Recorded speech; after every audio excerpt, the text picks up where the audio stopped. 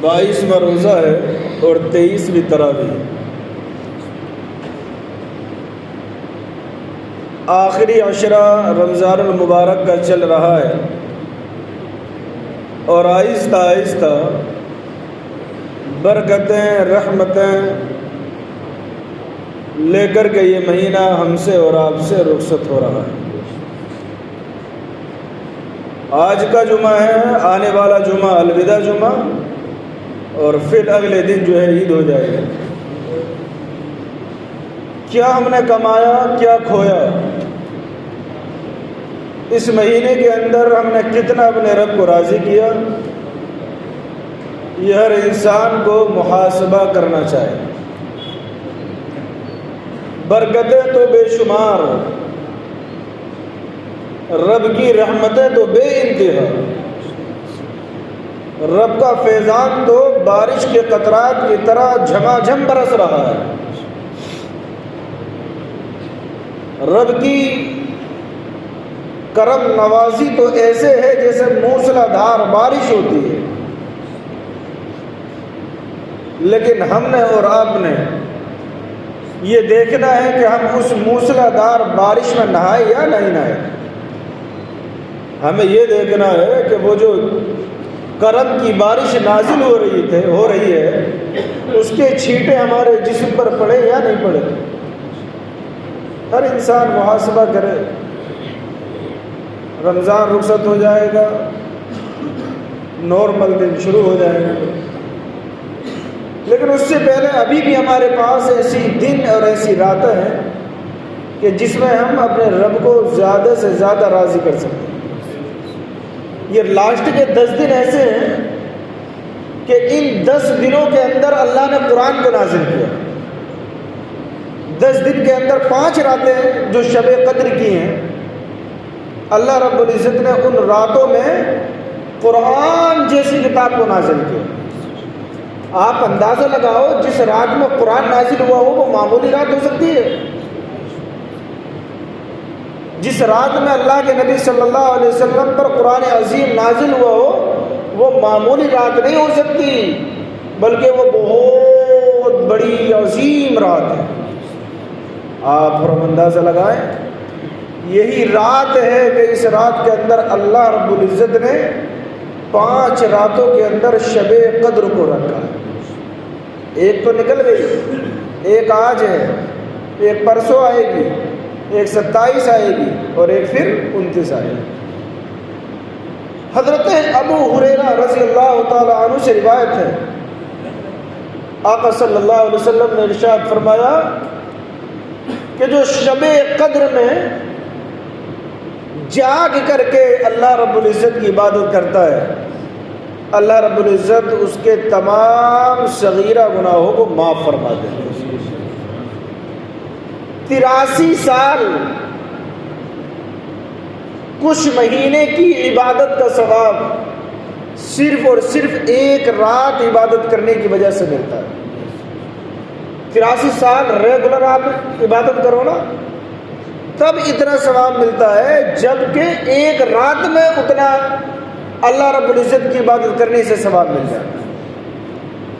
حضرت ابو ہریرہ رضی اللہ تعالیٰ عنہ سے ایک حدیث پاک اور مروی، میرے آقا صلی اللہ علیہ وسلم نے ارشاد فرمایا، جو انسان شب قدر سے محروم رہا، سونے میں گزار دی، غفلت میں گزار دی، اللہ کے حبیب فرماتے ہیں وہ تمام نیکیوں سے محروم رہے۔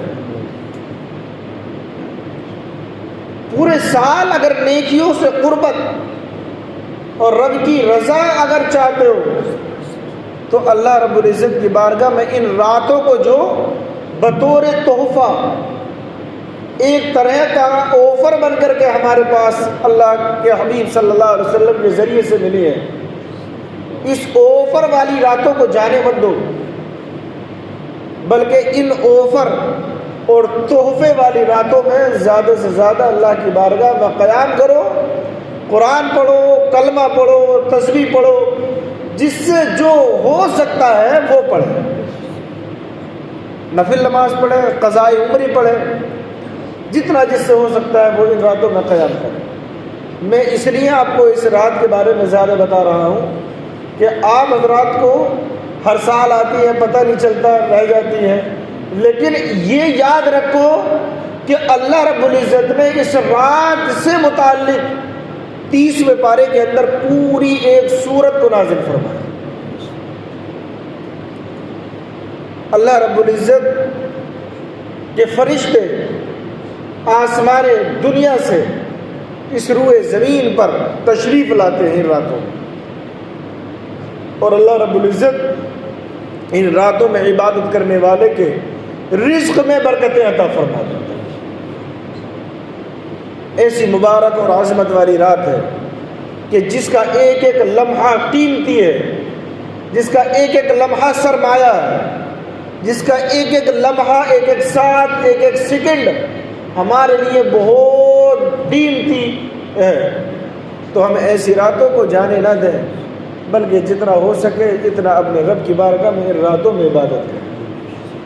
ہماری ماں حضرت عائشہ صدیقہ رضی اللہ تعالی عنہ، جو آقا صلی اللہ علیہ وسلم کی زوج محترمہ ہے، اماں عائشہ کہتی ہیں، آقا صلی اللہ علیہ وسلم کی بارگاہ میں عرض کرتی ہیں، یا رسول اللہ، شب قدر میں کیا کروں؟ یعنی کون سا ایسا عمل کروں یا کون سی ایسی دعا مانگوں جو مجھے مانگنا چاہیے؟ تو اللہ کے حبیب صلی اللہ علیہ وسلم نے ارشاد فرمایا، عائشہ، سب سے پہلے تو تم یہ دعا مانگو کہ سب سے پہلے اپنی مغفرت کی دعا مانگو کہ اللہ تعالیٰ میرے گناہوں کو معاف فرمائے۔ اس کے بعد فرمایا ایمان پر سلامتی کی دعا مانگو۔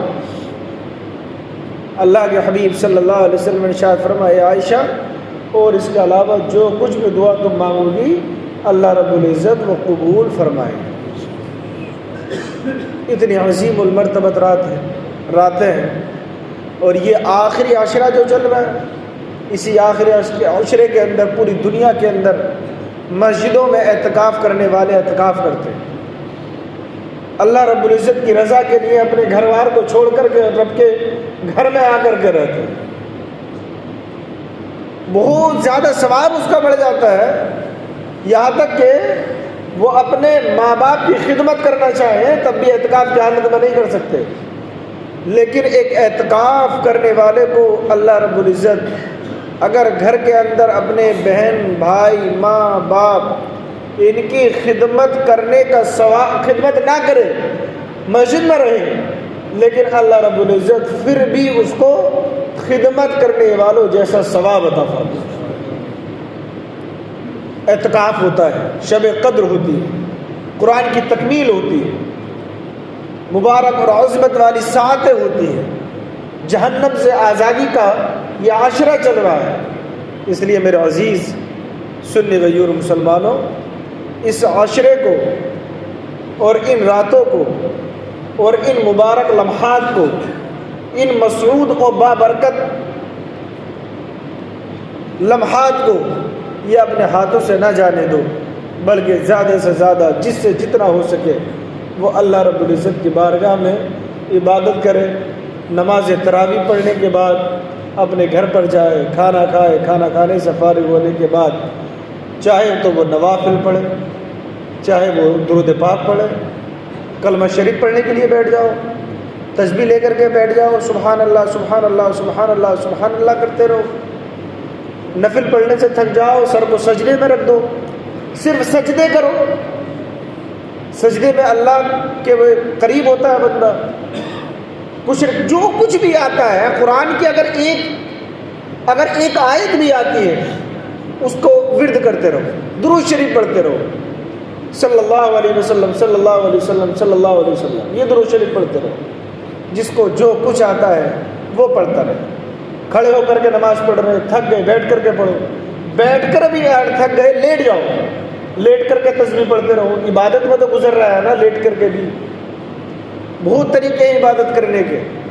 سو جاؤ کچھ دیر کے لیے، آدھا پون گھنٹہ 1 گھنٹے کے لیے سو جاؤ، سو جانے کے بعد پھر اٹھو، اٹھنے کے بعد تہجد کی نماز ادا کرو۔ تہجد کے لیے سونا ضروری ہے، بنا سوئے تہجد کی نماز نہیں ہوتی۔ سو جاؤ، سو کر اٹھنے کے بعد تہجد کی نماز ادا کرو، پھر عبادت میں لگو، سحری کرو، سحری کرنے کے بعد نماز فجر پڑھو اور سو جاؤ۔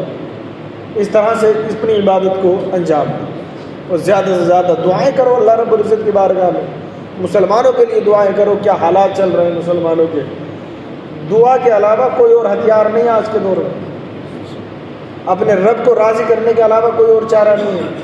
اس لیے زیادہ سے زیادہ اپنے گناہوں پر نادم ہو کر اپنے رب کو راضی کرو۔ فتح و نصرت رب کی طرف سے ہوتی ہے، کامیابی حقیقتاً اللہ رب العزت کی جانب سے۔